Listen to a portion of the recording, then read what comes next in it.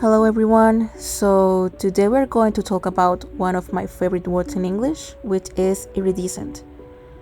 It is a bit easy to recognize this word as it sounds quite familiar in Spanish and French, but today we are going to learn it from scratch. So let's go. Well, the first step to learn this word is to know its correct pronunciation, which in this case is according to the International Phonetic Alphabet, iridescent. Iridescent. Now you can repeat it too. Once we know its correct pronunciation, the second step to follow in learning this word will be to look for a picture before the literal meaning. What will this be useful for? To be able to have a visual representation first, to which we will associate the word automatically once we come across it. The first image we come across when searching for this word on the internet is this soap bubble, which is quite accurate in terms of being the first thing that could imagine when thinking of something iridescent. Not my case, since the first thing that comes to my mind is the song from the album A Thousand Suns by the new rock band Linkin Park in 2010.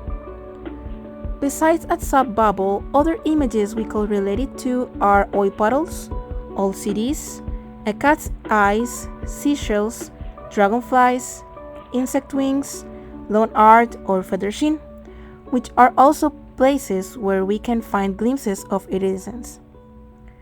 Once we have the image, we can move on to find the meaning of our word. According to the Webster's New World College Dictionary, 4th edition, the word iridescent is an adjective whose meaning is having or showing shifting changes in color or an interplay of rainbow-like colors, as when seen from different angles. Now the images we saw above make a little more sense, don't they? Now, our fourth step to follow will be to know the direct forms of this word. We already know beforehand that this is an adjective, and according to the Webster's New World College Dictionary, again, we know that its derivatives are as a noun, iridescence, as a verb, irides, and as an adverb, iridescently. These are the only ones known so far. Already knowing the literal and visual meaning of this word, we can then try to use it correctly in a sentence.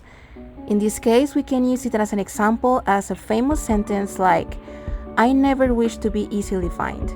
I rather float over the other people's minds as something strictly fluid and non-perceivable. More like a transparent, paradoxically iridescent creature rather than an actual person. By Franz Kafka, or something much simpler, like saying, the wings of a beetle are iridescent. Easy, isn't it?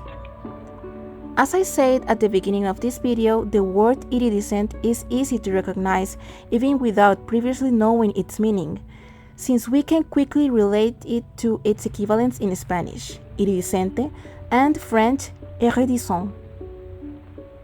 There are no known or traditional expressions of this word within English. However, we can find it that colloquially and in poetry it is used as a metaphor to refer to a distinct, remarkable, and colorful person, as in the example of Wendelin van Dranen depicted in the movie Flipped in 2010. Some of us get dipped in flat, some in satin, some in gloss. But every once in a while, you find someone who's iridescent. And when you do, nothing will ever compare.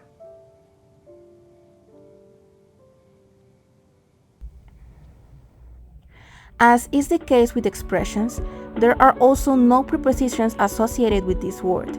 However, we can use them together within simple sentences such as the colors of the fabric shined iridescent in the bright light. Finally, after having learned the word and its uses, let's know its etymology. Coined around 1784, the word iridescence is derived in part from the Greek word iris, meaning rainbow, and it is combined with the Latin suffix escent, from Latin essence, present participle of esco, that means I become. Iris in turn derives from the goddess Iris of the Greek mythology, who is the personification of the rainbow and acts as a messenger of the gods.